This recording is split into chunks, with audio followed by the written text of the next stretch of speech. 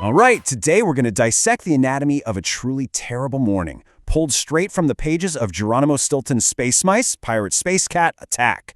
We're going to break down, step by step, just how one Space Mouse captain's day goes from bad to, well, cosmically catastrophic. Have you ever had one of those mornings? You know the kind I'm talking about, right? Where you oversleep, you grab the wrong thing for breakfast, and it just feels like the entire universe is out to get you. Yeah, well, that's like a normal Tuesday compared to what our hero here goes through. His morning is a total masterclass in cosmic calamity. Okay, so first things first, let's meet the hero of our story and his family, all living aboard the spaceship Mousestar 1. So, here he is. This is our guy, Captain Geronimo Stilton. And he describes himself as somewhat accident-prone. He even admits, he's a pretty reluctant hero. See, he's a writer, an intellectual, not exactly your daring starship captain type. And you gotta keep that in mind, because it makes everything that's about to happen so much more stressful for him. And he's not flying solo either. His crew is literally his family. You've got his prankster cousin Trap, his super adventurous sister Thea, his tech-savvy nephew Benjamin, and the formidable grandfather William, who's a retired admiral. So yeah, it's a full house, which also means there are plenty of witnesses to his spectacularly bad day. Okay, introductions are over. Let's get to the main event, a complete cascade of calamity. We're gonna see just how quickly a tiny inconvenience can spiral into a full-blown crisis. And it all starts right here. I mean, not with a gentle wake-up call. Oh no. He gets his personal assistant robot, Assistrix, just blaring at him that he is, and I'm quoting here, super mega cosmically late. He was supposed to be up at 8. It's nearly 10:30. You can almost hear the dominoes starting to fall, can't you? So, his morning meltdown pretty much unfolds in 4 catastrophic stages. First, the alarm doesn't go off. Next, we get a wardrobe malfunction of galactic proportions. Then, a truly disgusting breakfast. And to top it all off, a total transportation failure. Let's break this whole mess down. Now, this wasn't just, a dead battery or something simple. Assistrix tells Geronimo that the ship's main computer, Hologramix, specifically ordered the alarm to be reset. This is our first big clue that the ship's own systems are actually working against the captain. And for a leader who's already not super into the job, having your own ship turn on you, that's the ultimate test. So now he's in a total panic, right? Geronimo rushes over to his automated closet to get dressed.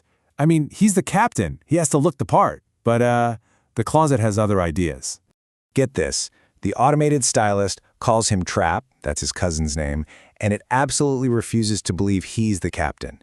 So what does it do? It hands him this enormous, completely ridiculous uniform that belongs to Trap, and since there's no time to argue, he's just forced to put it on. Okay, so he's late, he's wearing the wrong clothes, but maybe a quick bite to eat will help, right? Nope, not a chance. Assistrix comes back with breakfast, a bowl of greenish, smelly motor oil. And when Geronimo asks why, the robot's just like, the menu was received directly from, yep, you guessed it, Hologramix. It's kind of a hilarious look at what happens when you trust your automated systems just a little too much. And this is pretty much Geronimo's breaking point. His alarm, his closet, his breakfast, it's all been hijacked by the ship's computer. He is completely bewildered, he's frustrated, and now he has to somehow get to the control room dressed like a clown and smelling of motor oil. What a morning.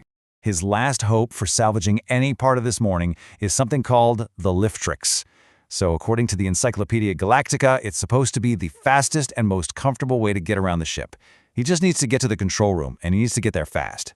But of course, that is not what happens. He presses the button for up, and the Liftrix immediately shoots him down, dumping him right into a mountain of dirty, stinky laundry. It's just the final humiliating blow in this absolutely catastrophic morning. So after this whole series of personal disasters, Geronimo finally starts making his way towards the bridge, and he's probably thinking, it can't possibly get any worse than this. He is, of course, very, very wrong.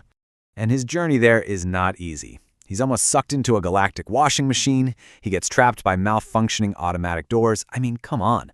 When he finally manages to slither into the control room, he's expecting to take charge. But what he finds is just pure chaos. And you see, the chaos isn't just about him anymore. The entire ship is glitching out. You've got alarms blaring, screens flickering on and off, and the crew is just completely frazzled. His personal bad morning has officially escalated into a ship-wide system failure. And before he can even process the scene, his grandfather, the admiral, just lays into him for being late. And as Geronimo is trying to explain himself, he sees it. There's his cousin Trap, standing right there, wearing his captain's uniform. And suddenly, it's all crystal clear. The uniform mix-up wasn't random at all. It was a swap.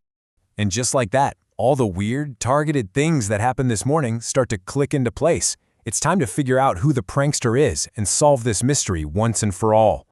So when Geronimo confronts Trap, his cousin explains that the stylist just handed him the captain's uniform. And it claimed the order came straight from Hologram Alex. Trap just thought it was a joke. But when you put their two mornings side by side, the pattern becomes totally undeniable. And this is the real key right here. Hologramics, the ship's supercomputer, is described as usually very serious and not big on pranks.